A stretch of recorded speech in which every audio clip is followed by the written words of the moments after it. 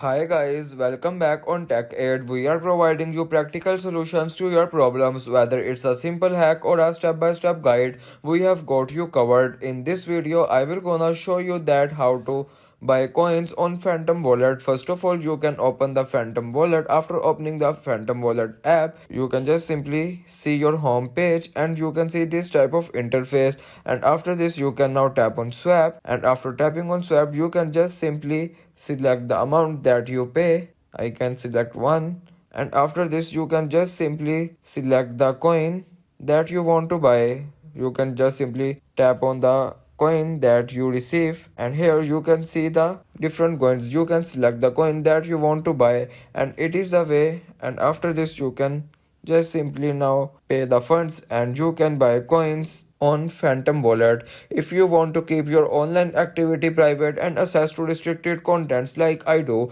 trying using a VPN. It's secure, easy to use and makes a browsing safer. The link to buy is in the description below. If this tutorial helped, don't forget to like the video and subscribe for more practical solutions.